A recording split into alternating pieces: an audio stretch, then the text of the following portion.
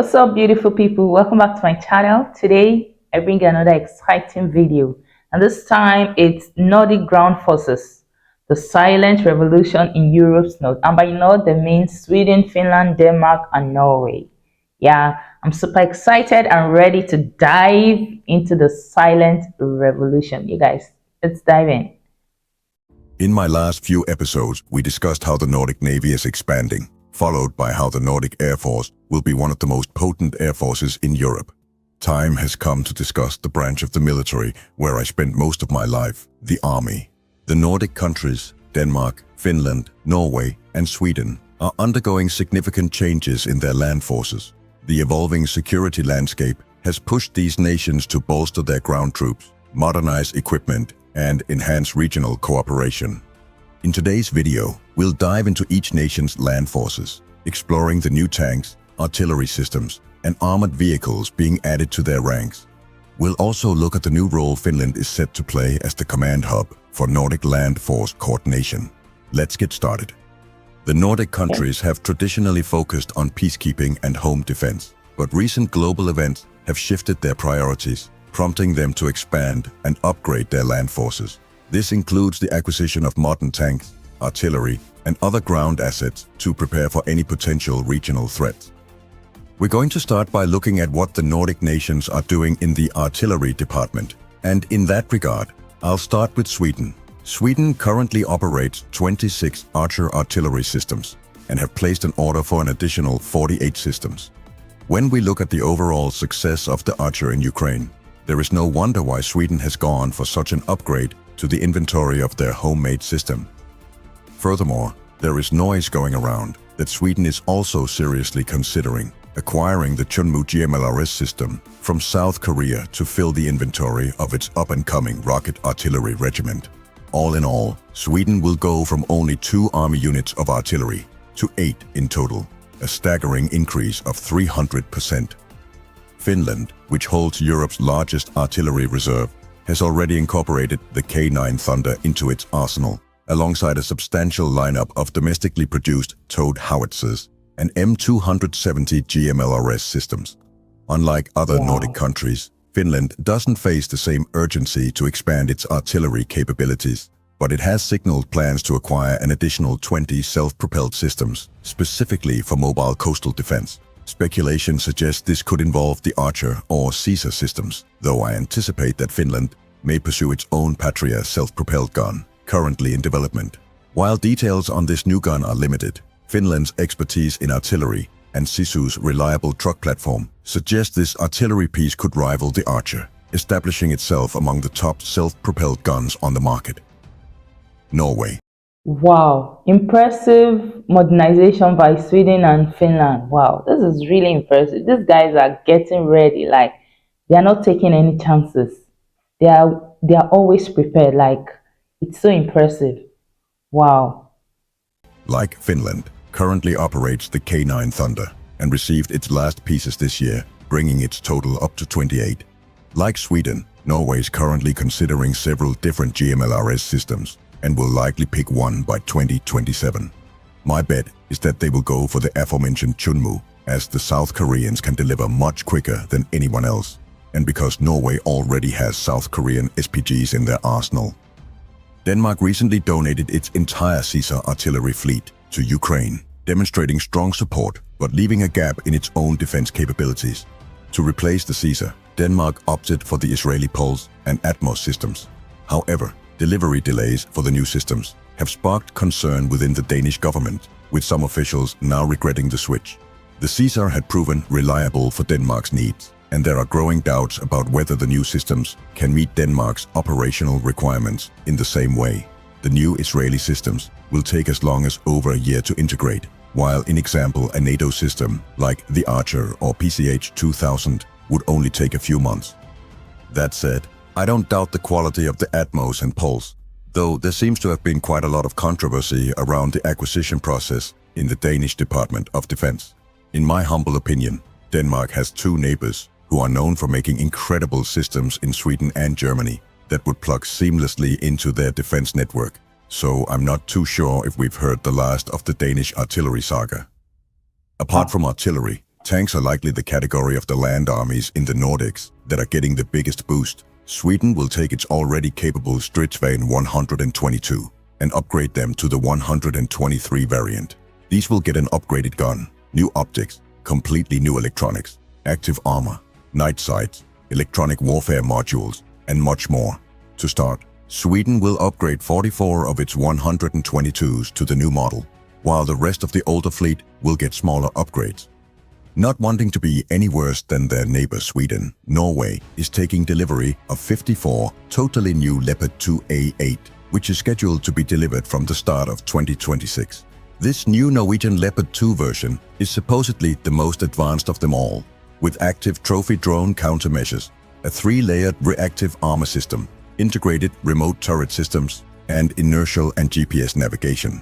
Better yet for Norway, they've managed to get Germany to let them assemble and improve at least 37 of the 54 tanks themselves, meaning that we're likely looking at the start of a Norwegian program, similar to that seen with the Swedish stridsvagn program. Ritech, a Norwegian company, will also be a Nordic's maintenance hub for new Leopard 2s delivered to their neighbors. Denmark and Finland have no immediate plans to upgrade their tank fleets. Denmark's Leopard 2 tanks are relatively new, having been upgraded to the 2A7 variant between 2019 and 2023. Finland, meanwhile, appears more focused on enhancing its armored fighting vehicle capabilities, particularly with the Patria AMV, which combines features of both a tank and a lighter, more versatile vehicle, likely as an effect of how main battle tanks have been far too easy to destroy with simple drones in Ukraine. One of the massive lessons from the war in Ukraine is that a versatile armored fighting vehicle is more productive in combat than a tank. The speed, agility, and troop transportation ability that an AFV offers means that these systems will likely become the backbone of any modern army moving forward. Luckily for the Nordics, Sweden produces one of the best AFVs pound for pound in the world. Sweden is reported to have over 400 CV90s in their arsenal and have recently ordered another 50 from BAE Hägglunds. Norway finished taking delivery of their upgraded CV90s in 2023, having the first version of the AFV with rubber tracks, making it more versatile on snow and mud. They've got a total of 144 CV90 Mark III, complete with their own homemade remote turret system, Protector RWS. Denmark has done a similar thing to Sweden and ordered 115 new CV90, taking the total orders for CV90s to 165. And if you include Norway's recently delivered versions in this, just the Scandinavian countries has a total of 309 modern CV90 between them. If you add Sweden's older models, this number is closer to 700. For Finland, it's a bit of a mixed bag on the APC and AFV front. Finland famously makes the very capable Patria Pasi and have recently ordered another 40 Patria 6x6 armored personnel carriers, while also supplementing their already quite vast inventory with both mortar variants, tank killer versions, and Protolab Misu APCs. On the air defense front, there is some real heavy investment and movement. Norway recently ordered 4 new batteries of NASAMS. Sweden is upping its order of Patriot batteries, and Finland is taking delivery of their high-altitude Patriot competitor, the David Sling, in the coming years. Denmark, on the other hand, has allocated 13 billion Danish kroner for improved air defense, without alluding to any specific system. But it is believed that Norway's NASAMS system is at the top of the list. Now, I could probably go on with mentioning gear and equipment upgrades all day, but the point of this was to show you that there is a massive will for investment among the Nordic countries. And all in all, they're putting forward substantial amounts of money to increase the capabilities in all their armed branches. All nations will be well over the 2% GDP goal in NATO by next year. And for especially Denmark and Norway, the budgets are increasing by a huge amount. I'm mind blown by the Nordic countries' military advancements. Like, the cooperation between these countries is fascinating. Like, you see, like the willingness to cooperate with each other, and then the military advancement, the way their nations are always ready to spend on this security things like it's so impressive. It's really impressive. What? I'm mind blown. All this new equipment is essential, but it also requires skilled personnel to operate it.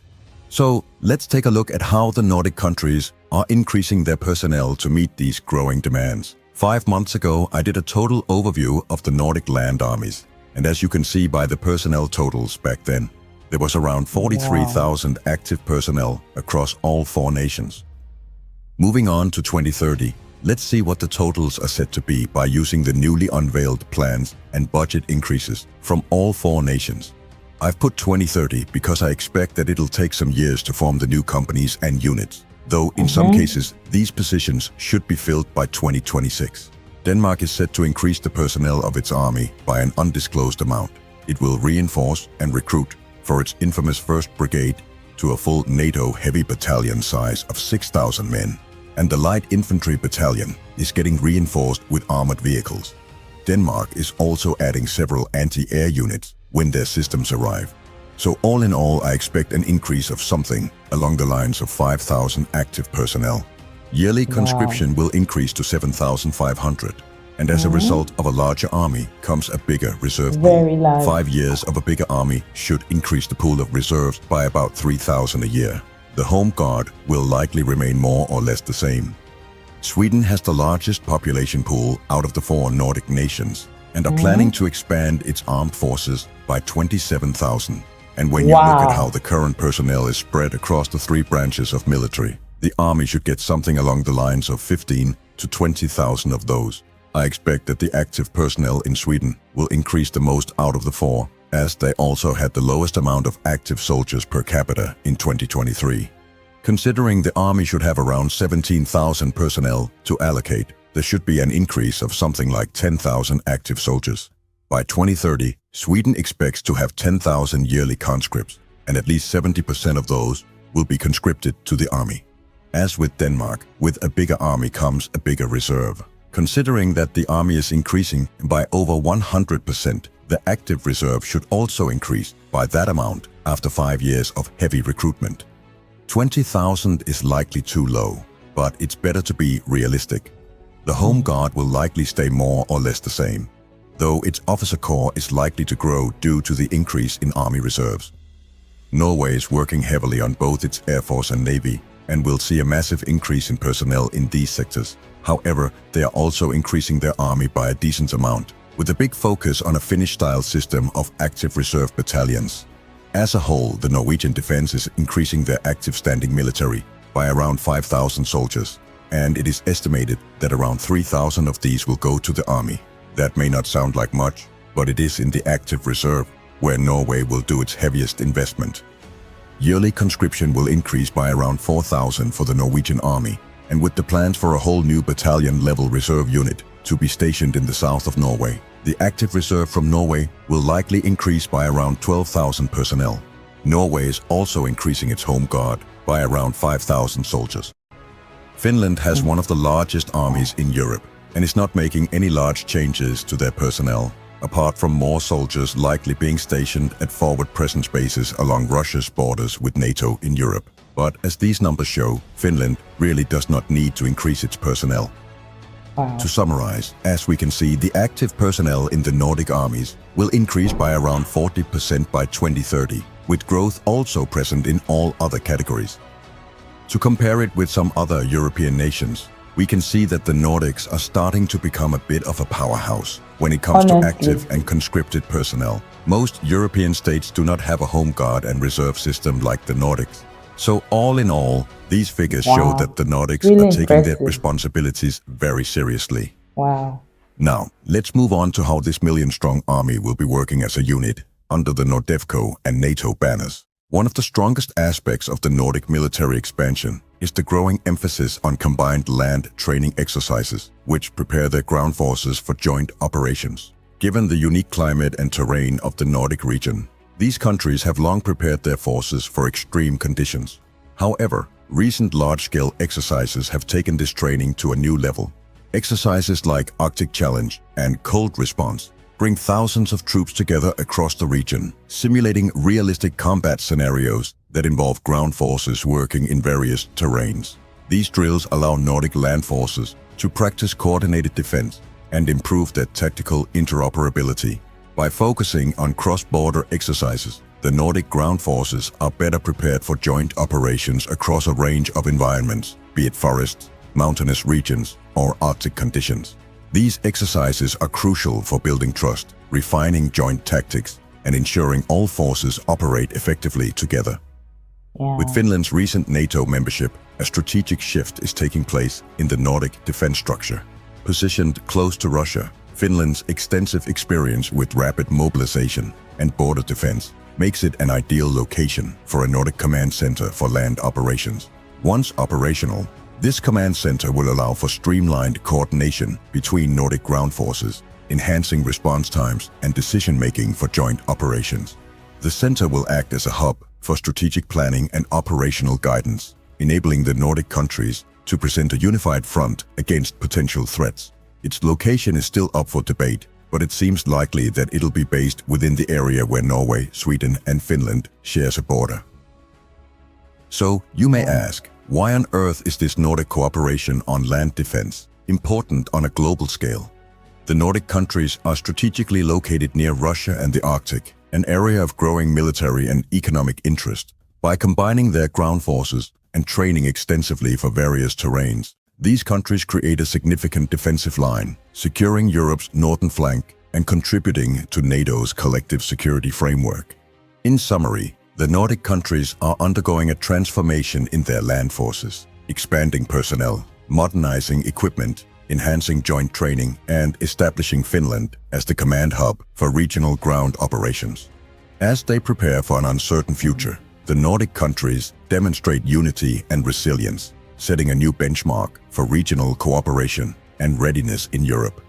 As always, I'd love it if you let me know what you thought about this video in the comments. And yes, I am aware that I left out a bunch of new equipment that are due to arrive within a few years. Have a good week, folks. Wow, that was an interesting word. And I must say that Norway's strategic location is very crucial for European security. I admire the Nordic cooperation, like their cooperation is fascinating. The brotherhood among these four nations is so admirable. What? It's so beautiful to see. Their cooperation, their willingness to go all out for each other, it's so fascinating. And the modernization effort is really impressive. Wow. You guys, let me know what you think about this video. And if you want to watch this video uninterrupted, head on to Military Rated channel. The link will be in my description below, okay? And watch the video uninterrupted. Thank you guys for watching. I'll see you in my next video. Bye.